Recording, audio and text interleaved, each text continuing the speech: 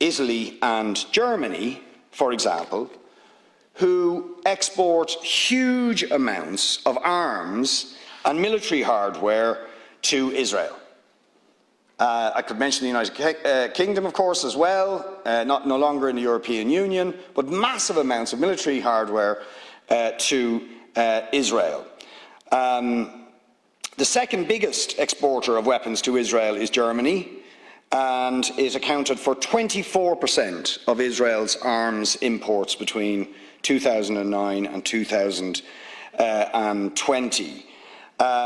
Germany doesn't provide data on the weapons it delivers, but it issued licenses for arms sales to Israel worth €1.6 billion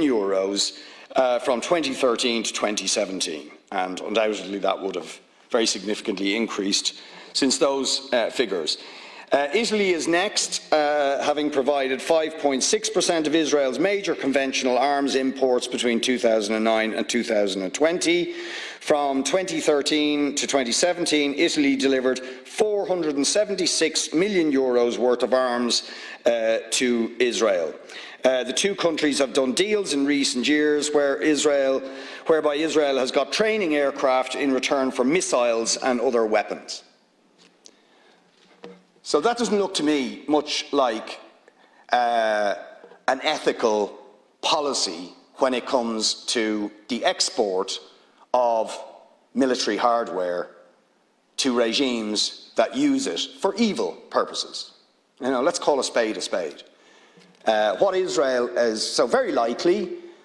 the jets that flew over Gaza and killed children over the last few days, that bombed residential areas in Gaza, were using at least some of the weapons that they used for those attacks would have come courtesy from major European Union states,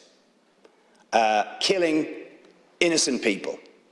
and killing them in a context where those states, Germany, Italy, the European Union more generally, and Ireland, because we're part of the European Union, and we say very little about this kind of stuff, know that Israel is involved in a criminal siege of Gaza, which has turned Gaza into a permanent humanitarian catastrophe, where it is besieged in what is undoubtedly an illegal action under any meaningful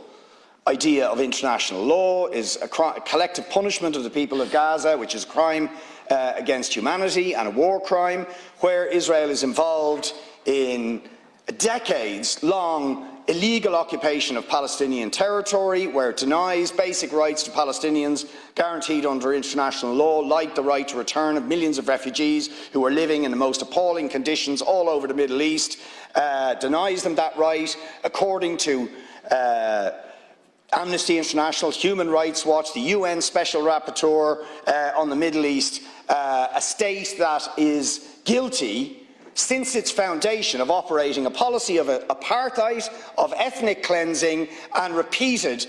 war crimes and crimes against humanity, ethnic cleansing of Palestinians as we speak, an explicit and blatant policy of continued expansion of illegal settlements, of driving people out of the homes where they've lived for decades, of repeated military incursions just this year, in the most deadly year of Israeli attacks into land that even under international law is designated for the Palestinians, repeated military attacks, killing Palestinians day in, day out, week in, week out, and the European Union continues, major states within the European Union allows this, continue to allow the export of weapons and military hardware to a state that is doing all this.